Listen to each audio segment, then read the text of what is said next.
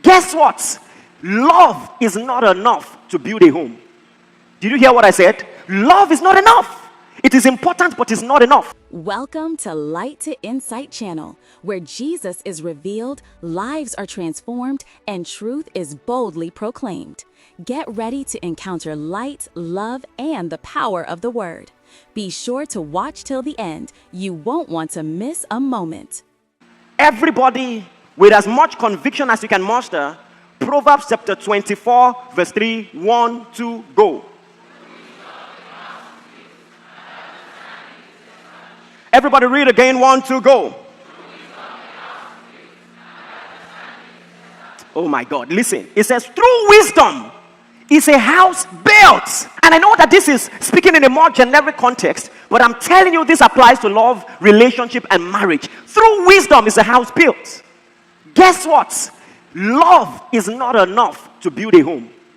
Did you hear what I said? Love is not enough. It is important, but it's not enough. It did not say through love is a house built. It said through wisdom. And so your honest feeling is not enough. It says, and by understanding it is established. It means there is a level of capacity and proficiency that guarantees longevity in your love and relationship. Through wisdom. The reason this is important, I think the first person I heard this from years ago was Mount Moro. And at the time he was talking, he had counseled homes for more than 30 years. And he said the very funny thing about people who have decided to divorce one another, holding their divorce papers right in their hands. And they will say, you know what? I still love him, but I can't live with him. And it was a conundrum. The reality that a lot of people do not recognize is that just because you love someone doesn't mean you can live with the person. It takes wisdom, it takes understanding to be able to build a home. Everybody say, through wisdom is a house built. Say, I'm going to build my house with wisdom. I'm going to establish it with understanding. It simply means there are things to learn. There are things to learn. Your honesty is not enough. You must build capacity. Just because you love him, you love her, does not mean you can live together. If you're going to learn to live peaceably with someone, it's going to take intentionality. A man named John Gotham of Gotham Institute, he took several decades to study several marriages, about 4,000 of them, and he came up with such a dependable scientific and psychological research that empowered him to be able to look at a marriage in few minutes and tell with 90% accuracy if they're going to make it or not. It took him just few minutes. And having gone through about 4,000 marriages with 90% accuracy, at least you can tell he knows what he's saying. But we're going to talk about that later. I said that to say this. He discovered that the difference between happy homes and homes that were not happy, marriages that will stand the test of time and marriages that will not stand the test of time, was not conflict. He discovered that happy homes fought also. And about the same things that homes that did not make it through fought about. About money, about, oh my God, I wish I had enough time to talk about that. When a little more money came into our marriage, half of the quarrels ended. Hey God.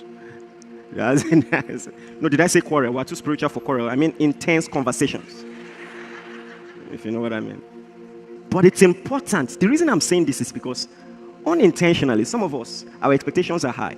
Some of us, our expectations are too low. But I'm dwelling on the other extreme for now. Some of us, our expectations are high. Sometimes marriage no hard. Now you find a perfect spouse. It's part of it. There will be misunderstandings. Listen, if you cannot accommodate misunderstandings, you are not ready. That's the important thing I want you to know.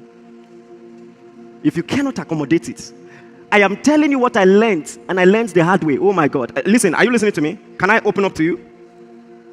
So, one of the biggest mistakes I made when I was dating is that I compared with my ex just a little bit. And because with the person I was dating before, we dated 2 years and we didn't quarrel once. Yes, not once. Even when we're breaking up, I just don't think it's going to work. Really? You mean it? And we both cried, but we didn't exchange, nothing, just moved on. I didn't realize that was a toxic trait. But some people, let me tell you something, it's not always toxic. Peace is possible. Are you listening to me? But there's another extreme. when I brought it up, PL is not always okay. She's your pastor. So she just said, why didn't you marry her? Don't stress me, right? If it was so good, why are you here? Many of us love the way we were brought. In psychology, it's called attachment style. That we mirror the relationship between ourselves and our parents. We bring it into our relationship with our spouse. And so, I discovered I was what they called avoidant attachments. It can be very dangerous. People like me can be very dangerous because we don't like to fight. If you cross the line in the friendship, you will just discover, I won't talk to you again. I will just draw the line and that's the end. And so what happened was very simple. And this is the first time it's coming out of my mouth. That's how dangerous we can be. I won't complain, I won't fight, we'll just end it. That's all, we'll move on. It's not you, it's me. So this was what happened. Just imagine. Look at all that God is doing through us by the grace of God. And now, move back maybe 15 years. And I'm trying to date someone. I have all this vision in my spirit. I know God is going to do all that He's doing now. And everybody who was around was a part of it, working tirelessly. I will always hold in high esteem the people who saw me years ago and saw the hand of God.